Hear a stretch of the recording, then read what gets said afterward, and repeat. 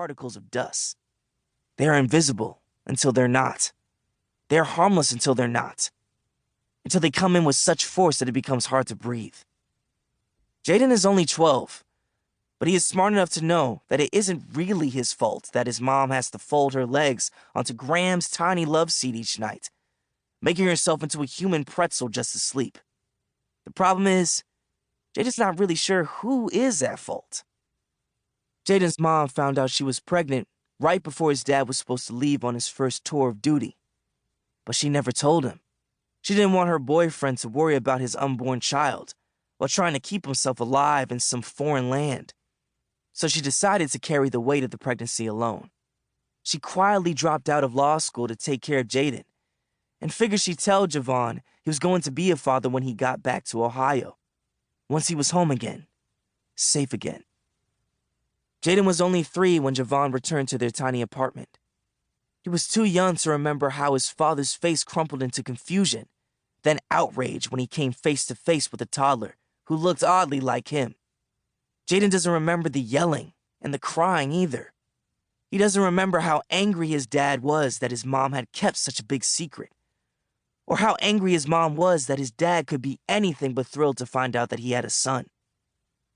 It wasn't until Jayden was in the 2nd grade that his mom finally told him what happened, that Javon had disappeared the very next day after meeting his son for the first time. Jayden was still a baby then, but now he understands that that's when everything started to fall apart. And now that he's older, he knows that he can't blame everything on his dad, no matter how much Grams and his mom tried to. His dad might have left, but he wasn't responsible for the whole town changing and leaving so many families in a bind. It wasn't Javon's fault that all but one of Lorraine's plastic plants closed, that all those health and beauty companies opted to get their spray bottles and lotion pumps on the cheap overseas. Jayden remembers the day Graymont, the last factory standing, finally closed its own doors. He remembers how all those hardworking men and women, friends and neighbors, and even his own mother, who was working at Graymont as a corporate paralegal, were suddenly out of jobs. Once Graymont closed, hardship settled over the city like a December fog.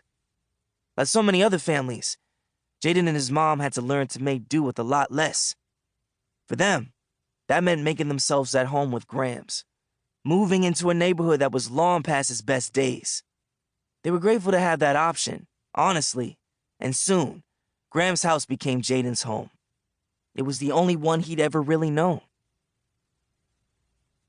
Jayden is still staring at the ceiling above his bed when finally he hears it. Grams is rustling in the kitchen, making her first cup of coffee for the day.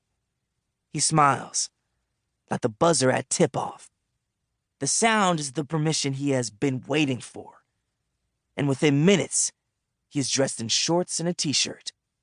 After a quick dip in the bathroom to brush his teeth and wash his face, Jayden is standing at the entrance to the kitchen, basketball in hand.